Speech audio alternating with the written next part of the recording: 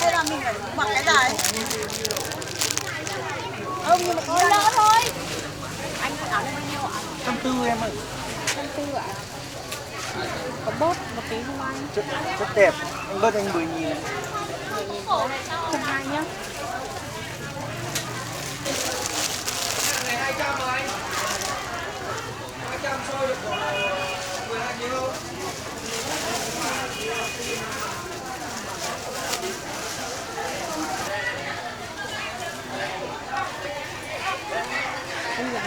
Muốn giặt sữa thì đúng vào cái màu giặt sữa. Ba phải hỏi ông kia. Ông kia mới là ông chủ. Lào bán lào.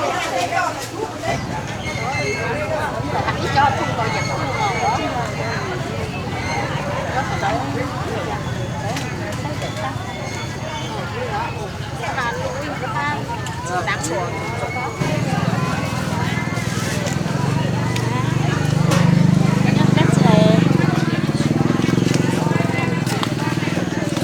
Em ơi em. Là tôi hỏi cái này là cái gì? Cái này á? Cái này không nhiều. Tôi cho một tí cái kia và cái này. Sinh nó để nó cái nhớ nhớ. Cái ta tại có tánh em một tí tẹo chế đi có ý cái. Cái thứ nữa lại nhớ là hãy nên xem ra trước.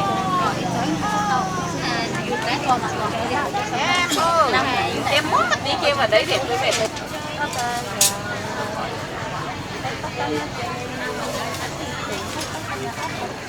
Đó không nói thấy đứa bà đâu mà. Cái tâm này nó có lô. Nó ra sinh tuổi á. Nhưng mà bây giờ ra sinh tuổi.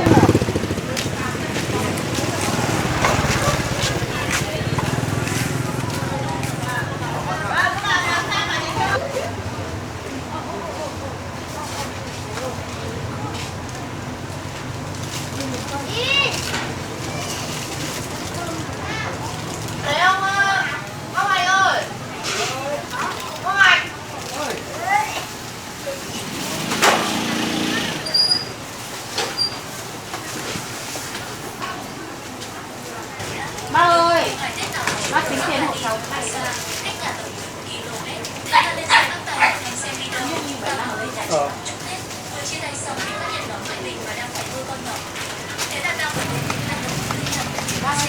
Anh bác không phải nhá. Vâng.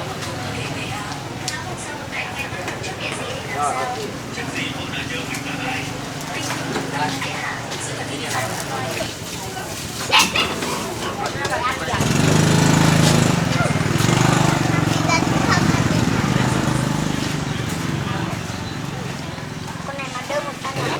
Con nào mà có chân không trên đây nhá. Quay nha.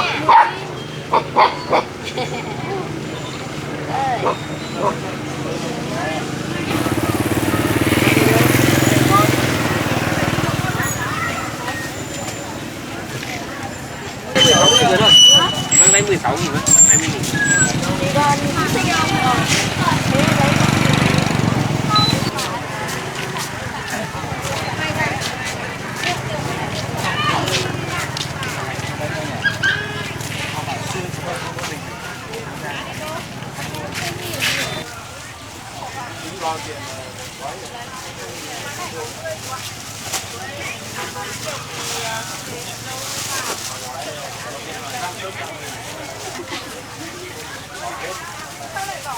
Con này đây bao nhiêu đấy?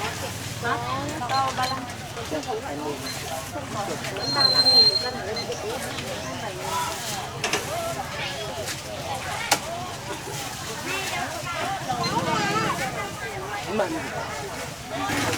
mấy gì thế ha cả nó cá nhận là nhiều rồi lên để non và nó biết tao mang nó phải một cái chén ăn giải in dịch xe là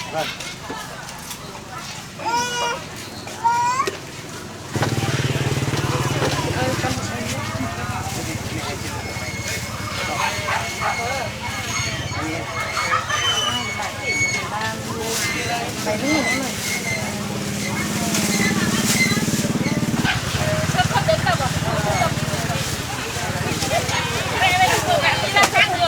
Mới sòn này chị không được hết rồi. Ăn gì không ai được.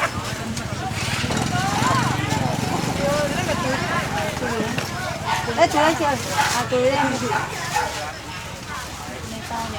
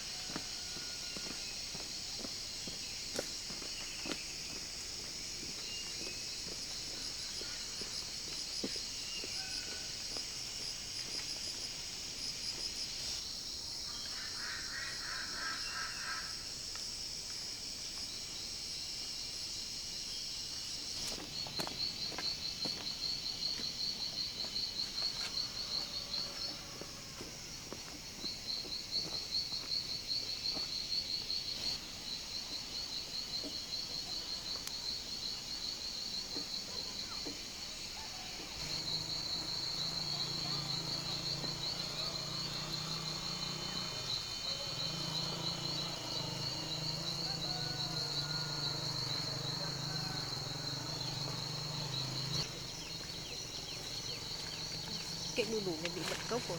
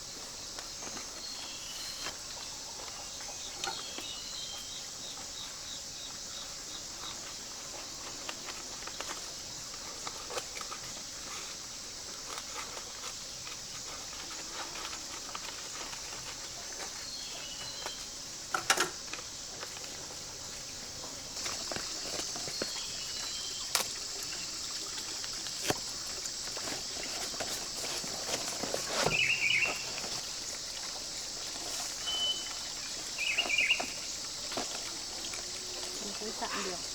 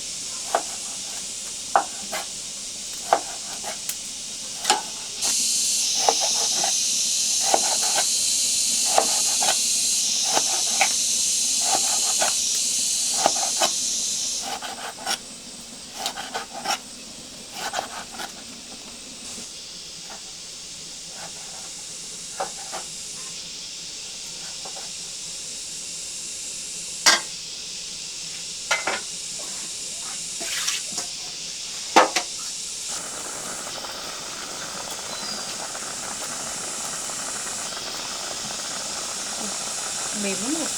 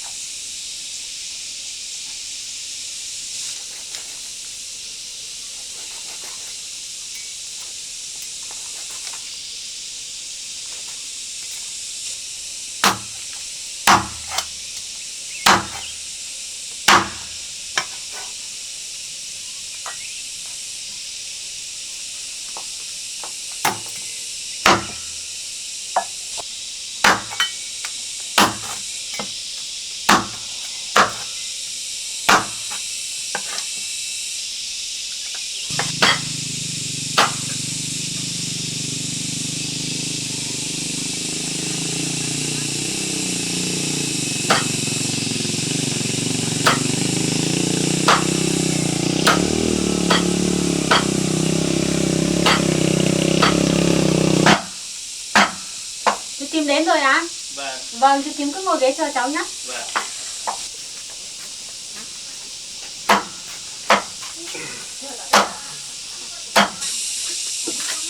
Còn đi làm hay không? Xong rồi chú ạ, bây giờ chỉ cần bày mâm nữa là xong rồi ạ. Vâng, bây giờ chú bê cái này nữa.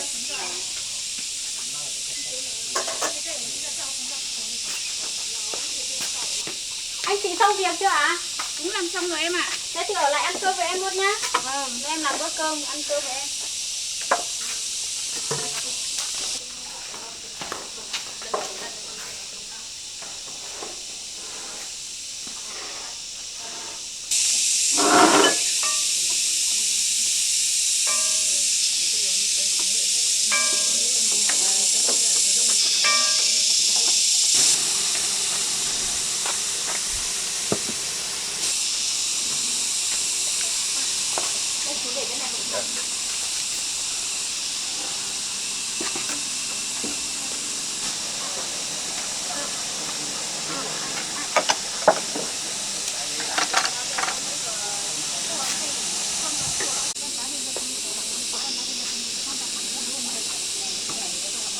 Chú Thím ơi, với cả anh kia về ăn cơm ạ.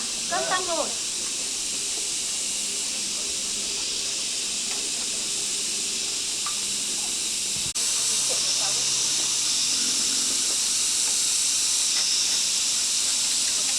Chị làm phun xong rồi chưa anh chị? Xong rồi.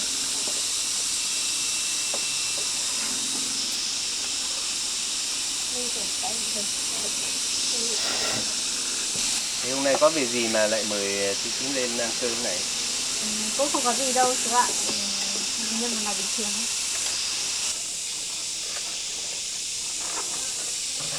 Thế là có máy quạt chứ sao không bật máy quạt lên? Rồi, đã chuẩn bị ăn cơm nha. Vâng bà. Bà ơi, bà cất đồ đi xong ở lại ăn cơm với cháu luôn. Bà nấu nhiều cơm không? Có nấu ba. Để ba xin trước. Vâng. Anh ở trên này nhiều đồ ghê đấy nhỉ. Thím ơi, tôi muốn sinh nhật Thím. Ôi dồi ôi, vâng Nguyệt Thế. Chào cháu nhá. Hôm nay sinh nhật của cô à. Chúc mừng sinh nhật nhá. Lấy bánh bất cẩn quá, cháu lại quên bảo người ta lấy nến Thím ạ. Không sao đâu cháu ạ. Cái này là cháu cũng vui rồi. Dạ vâng. Ê, cái bánh này đẹp, công nhận đẹp đấy nhỉ? Cho xem Đây rất Thím đẹp. ơi, cháu mua một món quà nhỏ tặng. Lại còn có quà nữa à? Chú ơi, đây là của chú ạ. Ôi dồi ôi, Sinh nhật đây của là chú quà qua đấy. rồi, cháu không tổ Và chức được nên cảm ơn nhé. chú một món quà. Đây hôm nay là ngày của Thím cắt bánh ạ. Thím cứ để đây.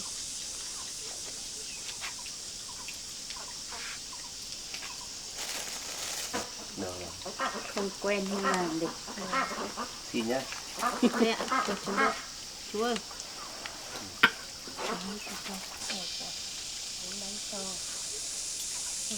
Chăm lên bé thôi. Nhiều gái sáng. Bánh ngon thế. Bảo không được bánh tao còn buồn hơn trẻ con. Sinh nhật lại không có bánh thì buồn thật.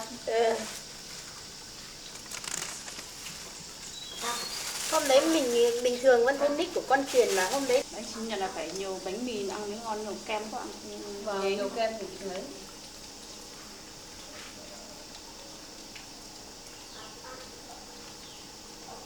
từ này tuổi rồi, lần này mới là lần cám bánh sinh nhật lần đầu ấy. Vâng. Và mình ở đây không có nhiều tiệm bánh sinh nhật với cả sau bây giờ nó phát triển hơn nhiều thứ ạ.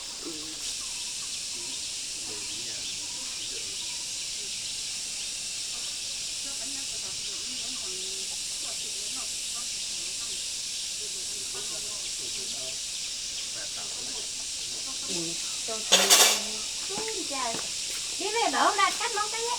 Bà với cả chú Thím với anh chị ăn bánh xong cứ ăn cơm nhé. Bánh lâu thế. Thôi bánh nhiều miếng to quá. Cứ mong miếng này cũng to rồi ăn mãi không hết. Nhưng mà miếng to ăn cái miếng bánh của sắp no. Chứ còn có quả nho là mình mới nhặt ra không nói. Bà với cả chú Thím anh sẽ cứ ăn tự nhiên nhé. Vâng. Xa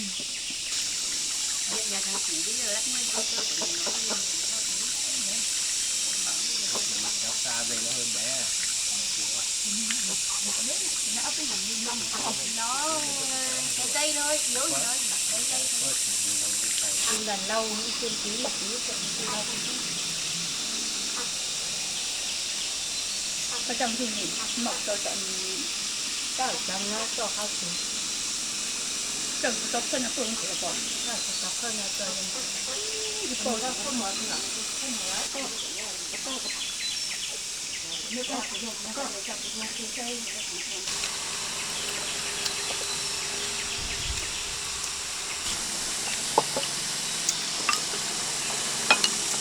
mình đo lon tàu lộn này vào tầm lên giá một phát bắn lên lên lên giá để lâu nó sẽ dày để cái đấy em hỏi bán cho bọn đi Cái này cũng chạy củi ra bạn ơi. cũng tầm đấy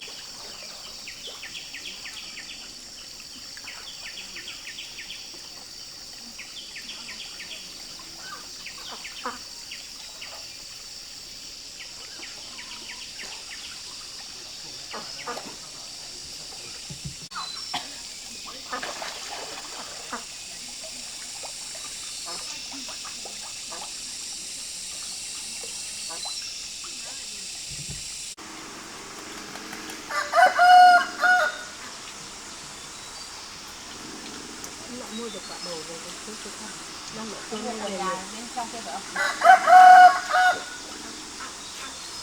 cậu bẫy thì phải sai rồi nó cả có đường người nó nhiều nó bán cả có đường chắc phải hơn cân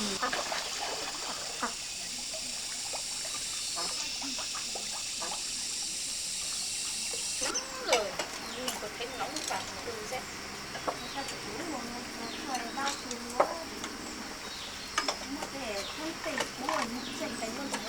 Này con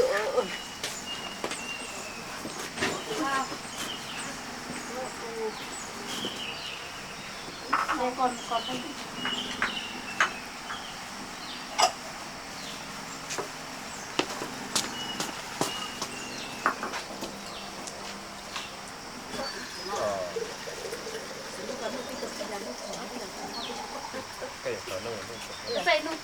Ô, bây giờ ta sắp sửa là ta sửa lúc cái cháu em thì nào tại cháu em thì có số khơi cháu từ lúc buổi trưa biết được khi ra tới lúc có số lúc buổi trưa tôi có số tích không nhanh để làm ta có thể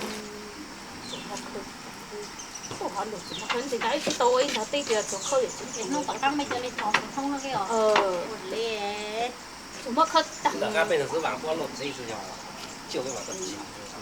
sợ thì lúc cao buổi anh ngồi uống nước đây anh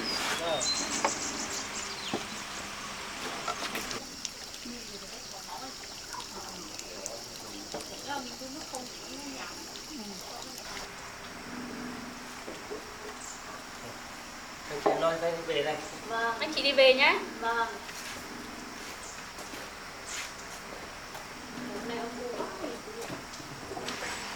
cháu đã nhớ ngày sinh nhật của á. Để con cháu cả cháu lòng nước tương á, với bạn cho cháu quá rồi. không có gì đâu thế nào Cứ vẫn Việt làm này, bằng này tuổi rồi không nhớ là ngày sinh nhật là ngày nào. vâng trước cháu đi làm giấy tờ cho chú ấy xong là cháu để ý thôi nhưng cháu mới nhớ được